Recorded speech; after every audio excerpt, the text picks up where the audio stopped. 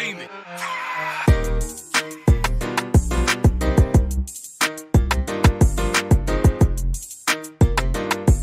Selamat pagi teman-teman sekalian. Hari ini ketemu lagi sama Mr. Kuli. Ada satu mobil yang kita pengen share ke teman-teman. Ini mobil juga nggak tahu ya, saya tiap jelasin mobil kok mesti saya sendiri seneng. Ini mobil saya bukan cuma seneng banget. Mobil apa? Ini mobilnya. Nah, oke. Hyundai Tucson 2011 Matic. Nah, ini kalau dari asal katanya ya, orang-orang Korea itu kalau ngomong bukan Hyundai, Hyundai. Terus Tucson itu ngomongnya bukan Tucson sebenarnya, Tucson. Jadi Hyundai Tucson. Cuman kok kayaknya agak susah ya ngomongnya ya, Hyundai Tucson. Jadi nanti kalau saya ngomongnya Tucson atau saya ngomongnya Tucson, ya binatangnya sama ini ya. Oke. Nah, sebelum kita lihat ini, saya mau cerita sedikit nih mengenai historinya asal kata Hyundai. Hyundai itu dalam bahasa Korea, Hyundai itu artinya sekarang, masa sekarang. Mungkin dia maunya sesuatu yang kekinian atau secara filosofi saya nggak ngerti. Hyundai itu maksudnya itu sekarang, masa kini.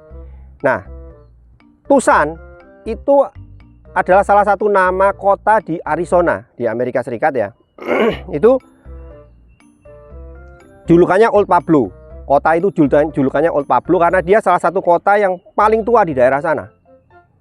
Nah, asal katanya dari bahasa Indian, terus karena Amerika dijajah sama Spanyol, diadopsi dalam bahasa Spanyol menjadi Tucson. Itu artinya black base, artinya tanah hitam. Nah, referensi saya baca, Tucson adalah black base dari bahasa Spanyol. Cuman maksudnya kenapa dia pakai istilah tanah hitam untuk memberikan nama mobil ini, saya nggak ngerti. Ya tapi kebetulan ini warnanya hitam, ya anggap aja ini tanah hitam. Oke, kita mulai ya sama mobilnya ya. Nah, Hyundai Tucson ini yang 2011 ini adalah generasi kedua. Generasi kedua dari serinya Hyundai Tucson di Indonesia. Gen satunya itu 2004 atau 2005, 2004-2005 sampai 2010. 2011 ya mulai Gen 2. Nah, perbedaannya drastis banget. Antara Gen 1 dia bentuknya kotak-kotak ya, boxy begitu, besar. Masuk ke Gen 2 itu jauh sekali, perubahannya sangat-sangat jauh. Jadi dia sudah mengadopsi desain yang namanya fluidic sculpture. Ya, bahasa Maduranya itu fluidic sculpture. Fluidic itu alam, sculpture itu patung, bentukan patung. Jadi itu adalah bahasa desain Hyundai pada saat itu ya. Sekarang 2014 ya berubah jadi fluidic sculpture yang generasi 2. Tapi ini masih fluidic sculpture generasi 1. Maksudnya dia itu ciri desainnya itu adalah cair, mengalir, dinamis, kemudian mudah untuk dikendarai dan nyaman untuk dikendarai. Lihat kita dari sisi depan ya. Bentuknya itu sudah banyak mengadopsi alam. Kalau menurut engineer Hyundai, alam itu jarang yang bersiku-siku. Bentuknya semuanya kurva-kurva. Makanya dia bentuknya mudah membulat-membulat. Ya. Kemudian, nah dia hanya bentuk-bentuk menyudut ini. Ini adalah juga ciri desain pada saat Hyundai pada saat itu. Ininya trapesium. Heksagonal ya, heksagonal. Menyudut, sipit, ini juga menyudut. Kalau teman-teman perhatiin secara total keseluruhan ini bentuknya kayak menyeringai gitu. Dan ini juga sama, desain ini diadopsi persis kayak di Hyundai Sonata, kemudian di Grand Avega yang tahun-tahun segitu, semuanya mirip kayak gini. Kalau nggak percaya coba teman-teman cek. Jadi itu adalah salah satu desain Hyundai yang ngetren pada saat itu. Semua desainnya bentuknya ini menyeringai ya, kayak orang gitu. Untungnya kalau Tucson ini karena gede, jadi dia bentuknya kayak macan gitu ya, kayak macan atau kayak beruang ya, cocok. Avega, Sonata, bentuknya kayak gitu, tapi kan sedan kecil. Ini lebih cocok. Nah, tipe-tipe mereka ini mengadakan kayak gini nih ya. Kayak misalkan dia tadi bilang fluidic sculpture tuh, supaya mereka tuh punya satu grand design yang sama, bahasa desain yang sama terhadap semua jenis modelnya dia. Karena sebelum bahasa desain itu disepakati, engineer Hyundai itu kalau bikin mobil, setiap model ya suka-suka mereka. Jadi Tucson ya bikin Tucson kayak gini, Avega kayak gini, Sonata kayak gini, ya toh, segala macam-macam, bikinnya sendiri-sendiri. Tapi dengan adanya satu bahasa desain yang sama, dalam hal ini contohnya menyeringai, kurang lebih sama.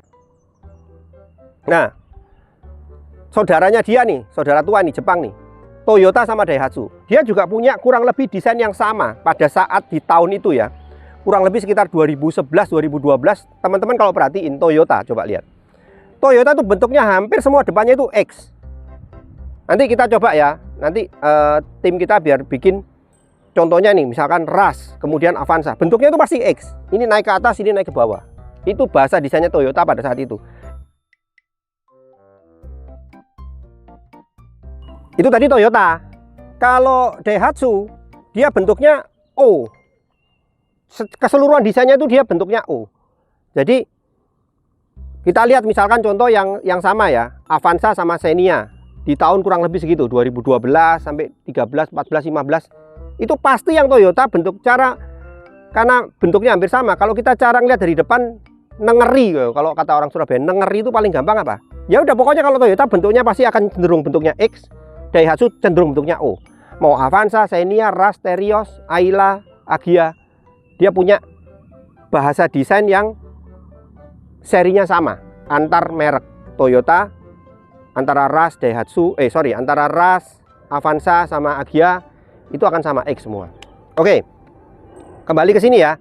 Jadi dia bentuknya itu sudah desainnya sudah sangat modern. Bedanya generasi 1 sama generasi 2 di Hyundai Tucson ini itu sangat drastis, 2011 ini dia berubah sangat drastis karena dia jadi bentuknya dalam tanda kutip agak feminin.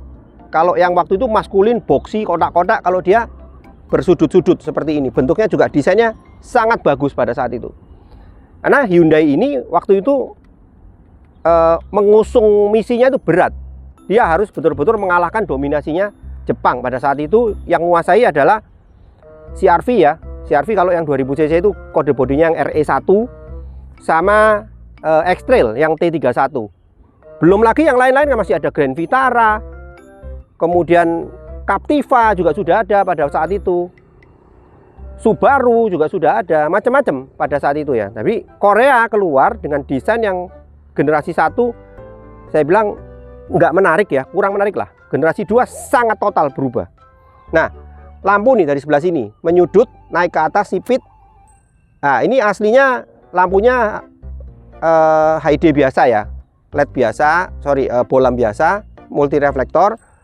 Ini sama pemiliknya sudah diganti proyektor. Kemudian di sini juga fog lampnya tetap desainnya juga menyudut dan naik ke atas, naik ke atas, naik ke atas. Ini trapesium gede, menyeringai gitu ya. Nanti kalau saudara kembarnya dia, Kia Sportage, kalau orang Korea bilangnya Gia Sportage, itu cirinya apa? Tiger nose, hidungnya harimau. Coba teman-teman perhatiin tahun-tahun segitu, semua desainnya Kia Tiger nose semua. Kalau ini enggak, jadi dia bentuknya menyeringai kayak gini ya. Airdamnya besar, radiator besar. Jadi desainnya kalau menurut saya cakep. Nah ini H, kalau bercandanya teman-teman, H miring. Kalau di Indonesia H lurus itu yang bikin harganya mahal. Karena miring, secondnya jadi agak murah. Hanya masalah lurus sama miring, Honda sama Hyundai. Padahal speknya cakep banget. Oke, sekarang kita lihat mesinnya ya. Nah, jadi Hyundai Tucson ini menggunakan seri mesin Theta 2 identik dengan yang ada di Kia Sportage tahun 2011 ya. 2000 cc, DOHC 16 valve, EV 1 baris. Dia menghasilkan power 165 HP di putaran 6200 rpm.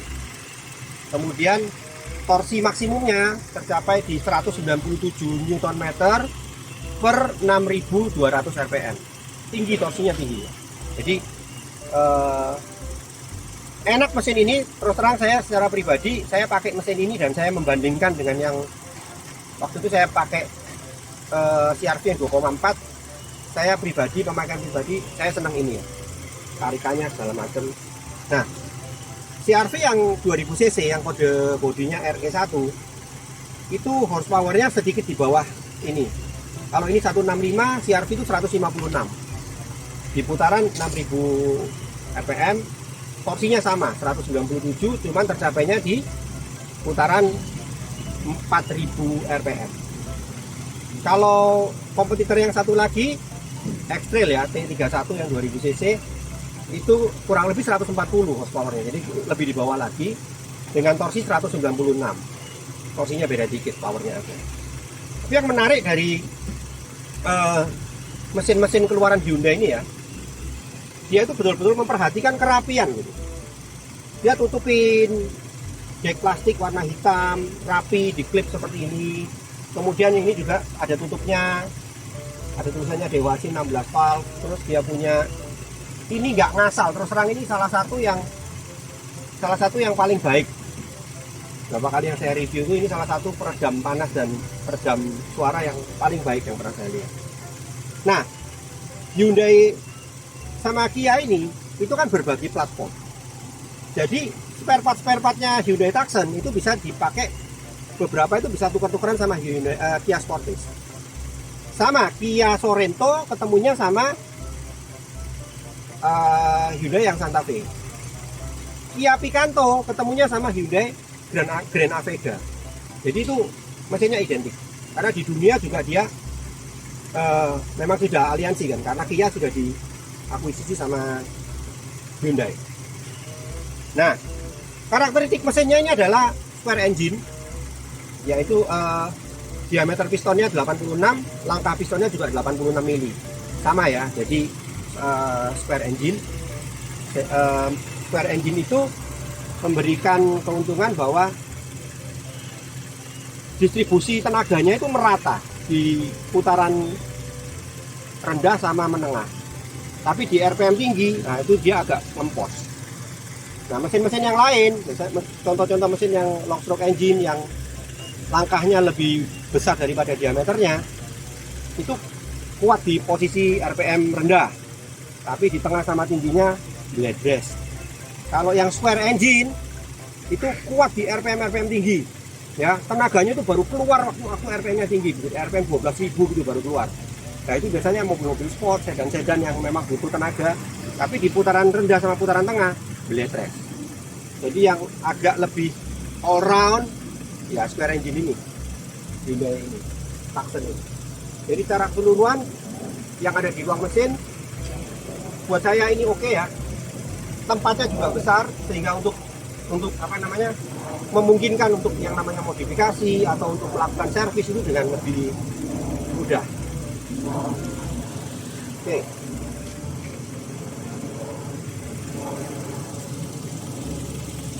Kalau dari sisi sebelah sini kita lihat ya, yang Tucson yang generasi kedua ini, dia bentuknya itu kalau teman-teman lihat ya, ini sudah membulat gitu. Bentuk atasnya aja membulat, ya, membulat. Kemudian kaca-kacanya itu nggak kotak-kotak gitu seperti yang generasi satu. Generasi satu itu terlalu monoton kaku. Kalau yang ini stylish dan modern. Jadi ini kayak SUV perkotaan lah. SUV perkotaan, tapi tampilannya kayak crossover, kayak MPV. Jadi SUV yang agak feminin pada saat itu. Nah, yang bikin rame adalah pada saat itu CR-V Gen 3, yang CR-V kura-kura ya istilahnya, yang atasnya juga kayak gini. Itu adalah salah satu CR-V yang boleh dibilang di pasaran mobil bekas ya, itu boleh dibilang CR-V yang bentuknya paling bagus dan salah satu yang terjual paling banyak pada saat itu. Dia begitu Gen 3 keluar, nggak lama dia udah sikat X-Trail, penjualannya X-Trail langsung kalah. Jadi dia berhadapan dengan CR-V yang sama-sama terkesan feminin karena membulat-membulatnya. Cuman untungnya dia ini ya, nih dia kasih set body molding ukuran gede, kemudian dia kasih apa, side skirt ini ya, yang di bawah ini warnanya hitam, jadi ada kesan-kesan maco-maconya. Ditolong lagi dengan ukuran bannya dia. Ukuran ban dia ini kalau standarnya 225 60 R17 ya. 225 60 R17 atau 65 gitu. 225 60 atau 225 65. Tapi ini sama pemiliknya sudah diganti 225 55 ya. Sudah diganti ring 17 dengan bentuk pelek yang menurut saya juga cukup menarik di zamannya. Kemudian ini juga ada electric mirror dan ada sign ya, sign lamp di sebelah samping ini, cuman dia belum retract. Nah, dimensinya nih, panjangnya ini 4409 mili. Kemudian lebarnya 1821, tingginya itu 1656. Kalau dibandingin dengan kompetitornya CR-V dan X-Trail,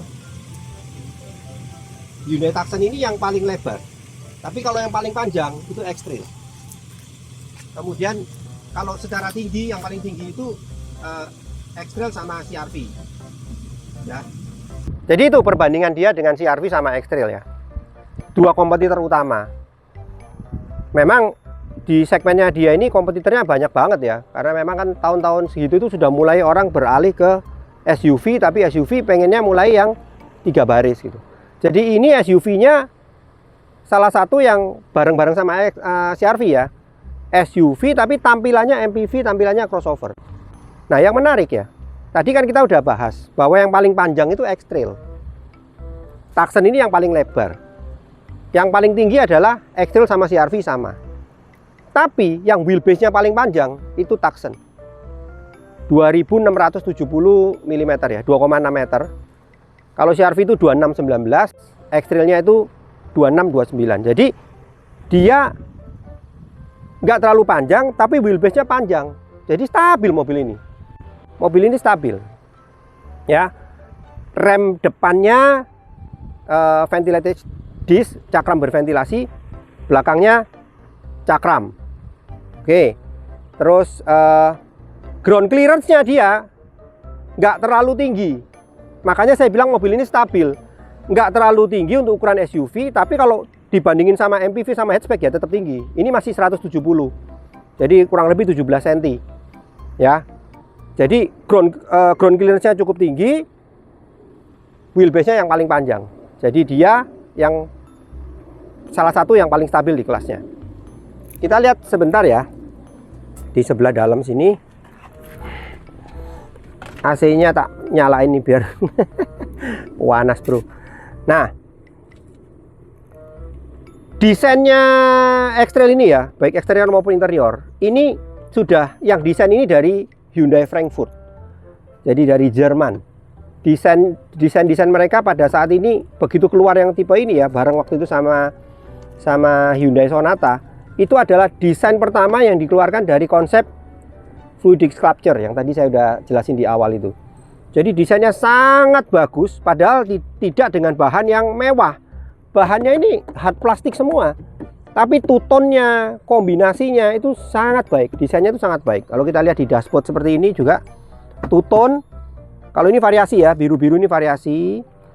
Nah, two-tone, bahannya memang bukan bahan yang bagus, biasalah bahannya dibilang jelek ya enggak, bagus ya enggak. Tapi secara keseluruhan desainnya ini sangat-sangat baik untuk di zamannya. Ya, nanti lebih detail kita lihat pada waktu kita lihat di sebelah dalam. Oke, kita lihat di sebelah belakang ya.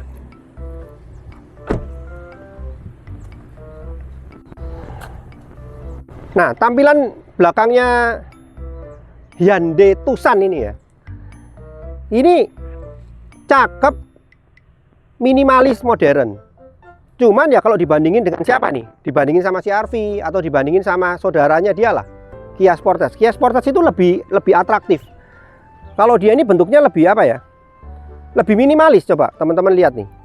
Jadi minimalis gitu. Lampu ya biasa, cuman dia menyudut samping. Desainnya ini yang menolong dia pakai bumper ukuran besar dan warnanya hitam, sehingga kesan SUV-nya masih tetap dapat. Nah, dia sudah dilengkapi dengan rear spoiler, kemudian rear defogger, rear wiper, ya.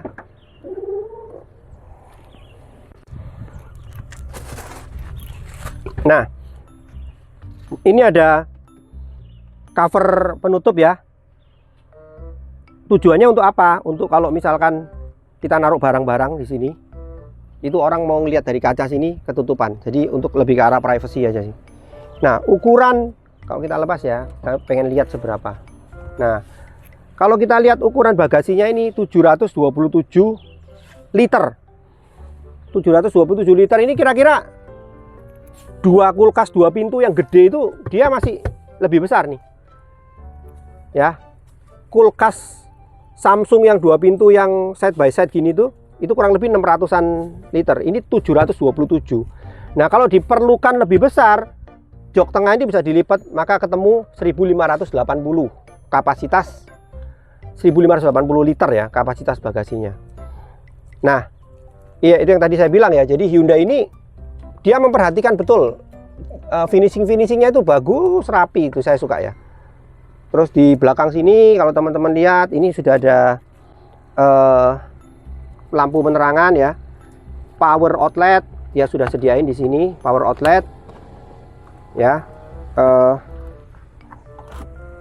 Ban ada di sini dan keren ini, bannya dikasih ukuran standarnya dia loh, sama 4 itu, karena kan beberapa merek yang lain kan dikasih ukuran yang lebih kecil dan peleknya juga pelek kaleng besi biasa. Ini sudah kasih benar-benar yang bagus, sesuai ya. Oke, itu di sebelah belakang. Kita coba lihat di sebelah sana ya. Secara keseluruhan desain tadi saya sudah jelaskan bahwa ini desainnya ini desain modern, minimalis, ukurannya juga nggak terlalu besar, kaca-kacanya juga menyudut seperti ini. Nah, salah satu kelemahan ya, kalau beberapa orang bilang kelemahan, tapi kalau menurut saya sudah pakai ini kurang lebih 2 minggu ya, saya nggak merasa ini sih. Cuma ada beberapa orang bilang pandangan ke belakang dari sisi pengemudi itu agak kurang, visibilitasnya kurang ya, selera ya kalau menurut saya ya. Tuh, kemudian kalau mau bicara kelemahan yang lain, itu sebetulnya beberapa pengalaman teman-teman yang saya lihat di komunitas itu biasanya di sebelah depan ini bushing armnya yang agak lemah, sering harus ganti bushing arm, sama kadang-kadang bisa ngantem sampai ke ball joint. Tapi ya itu tadi saya bilang ya, spare partnya pun kalau kita cek harga spare partnya itu tidak mahal. Harga spare partnya dia kalau dibandingin sama yang sama ya, sama-sama ori ya, sama CR-V sama X-Trail, dia nggak mahal. Masalahnya kalau yang mobil-mobil yang populer itu kan ada spare part KW-nya, spare part penggantinya. Nah, kalau mobil-mobil yang kayak gini nggak ada, itu masalahnya. Tapi spare partnya harganya cukup tinggi, cuman durasi pakainya juga lama. Jadi saya sama sekali nggak ada keberatan dengan itu. Bahkan beberapa spare part sudah ada yang spare part replacement-nya ya. Nah, itu suspensi depan pakai McPherson Strut, yang belakang pakai Multilink. Oke, coba kita lihat dari sebelah dalam ya. Nah, kita udah ada di dalam. Kita mau lihat apa yang ada di dalam sini. Tadi saya udah sempat singgung sebentar di sebelah sana ya. Jadi engineer-nya Hyundai ini bagus banget. Yang desain ini tuh dari pusat desainnya Hyundai yang di Eropa, dan ini adalah desain pertama dari seri Fluidic Sculpture yang tadi saya bilang. Keluar pertama itu adalah ini, Hyundai Tucson 2011 Gen 2 ini bareng sama Hyundai Sonata waktu itu ya. Jadi pinter gitu, mereka tuh bikinnya tuh pinter, two-tone dari bahan yang tidak terlalu mahal, tapi semua penempatannya bagus, sesuai dengan filosofi desainnya dia. Jadi mudah dicapai sama menyenangkan untuk dikendarai, dinamis dan mengalir. Itu dia empat cirinya desain Hyundai pada saat itu ya, Fluidic Sculpture. Nah, lingkar kemudi ini ukurannya kecil dan dia two-tone. Cuman kalau ini ada tutupnya ya, apa namanya, covernya. Ini kalau ini kita lepas, jadi ini two-tone. Ukurannya agak kecil jadi mengesankan sporty. Di sini sudah ada pengaturan variasi audio, kemudian ada pengaturan volume. Head unit aslinya nggak seperti ini ya, ini sudah diganti yang double din touchscreen Android, tapi aslinya itu dia single din ya. Tapi tombol-tombol ini memang dari aslinya sudah ada.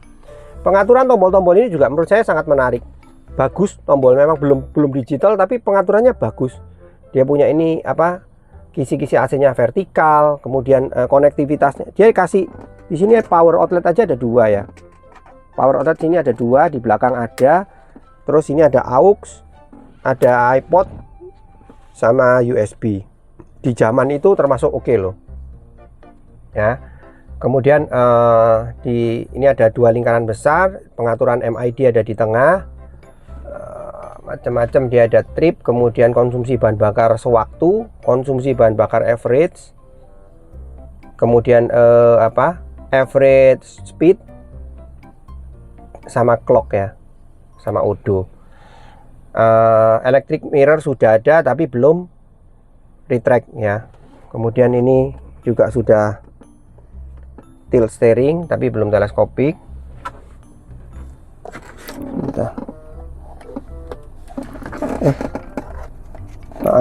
Terus yang sebelah sini ya standar lah, door pocket ada 2, kemudian power windownya yang di sebelah driver ini hanya auto down, tapi dia nggak auto up, hanya auto down aja. Secara keseluruhan standar audio dia yang standarnya aja sudah bagus, cuman kebetulan yang mobil ini sudah di-upgrade audionya, sudah ditambahin Twitter sama power, dan juga Android. Oke. Ada satu hal yang menarik ya, saya mau cerita mumpung kita lagi di dalam sini. Jadi Hyundai ini gini, kalau persaingan antar merek di dunia ini sekarang sudah bukan antar merek, sekarang ini antar grup. Jadi misalkan penjualan, siapa penjualan nomor 1? VW Group gitu. Penjualan nomor 2 siapa? Toyota Group. Jadi bukan nomor 1 VW. Nah, di dalam VW Group itu ada beberapa merek. Hyundai Kia ini itu dia beraliansi, Hyundai beraliansi dengan Kia menjadi satu grup tersendiri. Jadi sama-sama Korea, dan dia ini sangat kuat ya. Di luar Korea itu dia kuat. Kayak misalkan contoh di Eropa dia kuat. Di Eropa itu dia tahun lalu dia terjual lebih dari 1 juta unit loh. Ranking 4 di Eropa, bayangin ya, ranking 4. Ranking 3-nya grupnya Renault, ranking 1-nya grupnya VW, ranking 2-nya saya lupa itu siapa ya, agak-agak nggak terkenal kok grupnya, tapi memang kuatnya di Eropa. Nah, dia ranking 4 di Eropa, penjualannya hanya beda 1000 unit dalam setahun dibandingkan dengan grupnya Renault. Jadi Hyundai ini secara global kuat ya, karena desain dia bisa ngikutin. Pusat desainnya aja ada di Eropa, di Amerika dia juga kuat, di Australia juga kuat ya, di Indonesia aja yang kurang. Kenapa kurang? Ya jangan salahkan Hyundai ya menurut saya ya. Saya melihat sebetulnya ya karena pada saat itu agen pemegang mereknya Hyundai HMI ya namanya ya. Hyundai Motor Indonesia apa Hyundai Mobil Indonesia ya. HMI itu adalah 100% investor Indonesia. Nggak ada Hyundai Motor Company-nya yang dari Korea sama sekali. Jadi nggak ada kepentingan. Tapi sekarang Hyundai itu sudah membangun pabrik sangat besar ya, 77 hektar di kawasan Delta Mas di Cikarang sana, menjadi pusat manufaktur Hyundai di seluruh ASEAN. Kapasitas produksinya setahun tuh 250.000. Investasinya mengerikan loh, 1,55 miliar US dollar. Kurang lebih kalau dirupiahin 23 triliun. Ya. Kalau dibeliin permen Mentos bisa dapat berapa kolam renang gitu kan, gitu. Oke. Nah, jadi Hyundai ini adalah merek global yang dia kuat sekali. Karena grupnya Hyundai ternyata ya, kalau kita lihat di Korea nggak cuman jualan mobil. Hyundai itu ada properti, konstruksi, banyak banget. Dia konglomerat nomor 1 atau sama Samsung. Saya cek dulu datanya. Tapi Hyundai ini gede banget di Korea. Terbukti dia mengakuisisi Kia. Ya. Jadi dia juga sangat adaptif terhadap desain. Oke. Kita coba tes jalan sebentar gitu ya, sambil jalan. Nah, ini saya bilang responnya juga sangat baik, kaki-kakinya juga sangat baik. tenaganya juga enak, tarikannya oke ya. Saya pakai ini udah kurang lebih 3 minggu, enak mobil ini, beneran enak. Nah, jadi teman-teman, kalau dulu orang beli Hyundai sama Kia itu takut harga jual baliknya gimana ya, spare partnya ya opo ya, nanti setengah mati, nggak karu-karuan gitu. Tapi kalau sekarang nggak usah takut lah, pabriknya aja loh 23 triliun. Apa ya dia mau rugi sampai apa namanya, kalau sampai mobilnya nggak laku gitu, atau harga jual kembalinya jeblok? Nggak mungkin. Sekarang dia sudah keluarkan yang Hyundai Stargazer, itu mobil keren banget. Kemudian apa, Hyundai Ioniq. Ioniq itu malah salah satu mobil terbaik di dunia yang electric vehicle-nya dia. Jadi Hyundai adalah salah satu produsen mobil di dunia yang concern terhadap mobil listrik. Yang which is mobil listrik itu adalah mobil masa depan. Nanti sekarang aja di Indonesia udah kelihatan kan, sudah nggak ada ganjil genap untuk mobil listrik.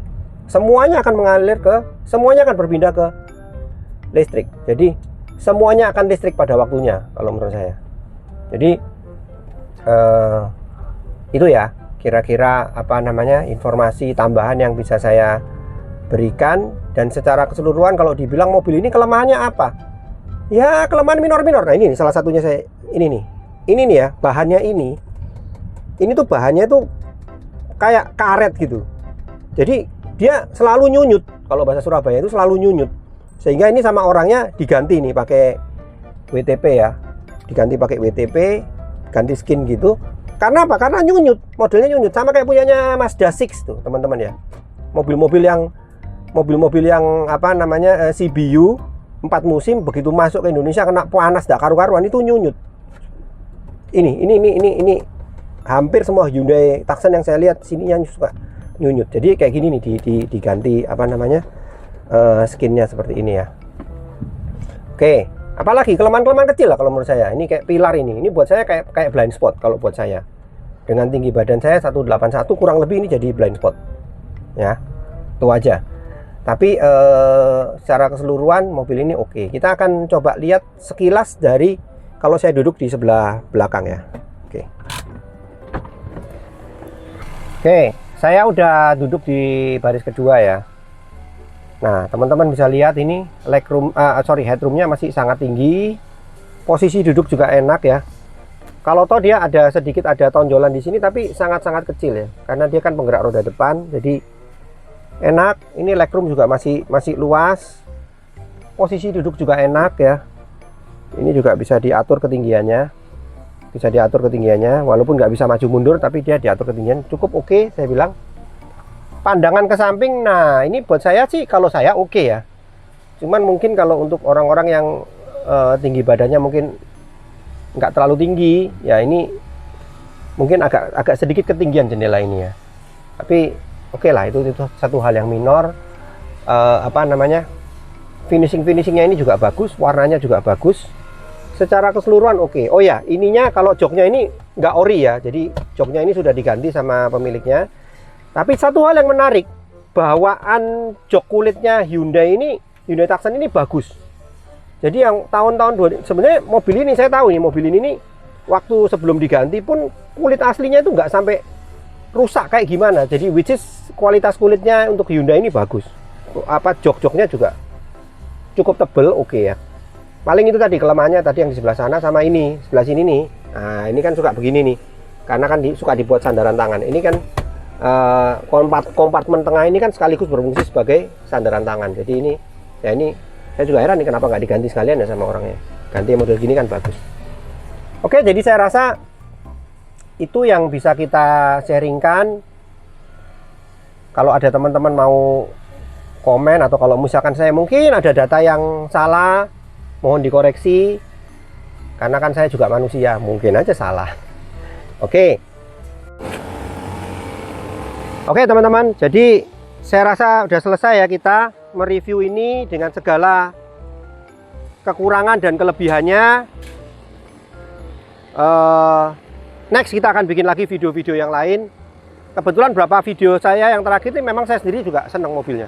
Ini saya senang mobilnya, saya udah bilang apik mobil ini ya. Oke, saya rasa cukup sampai di sini. Ingat, jalani hidup, syukuri hidup, nggak perlu rumit. Saya Mr. Kuli pamit. Team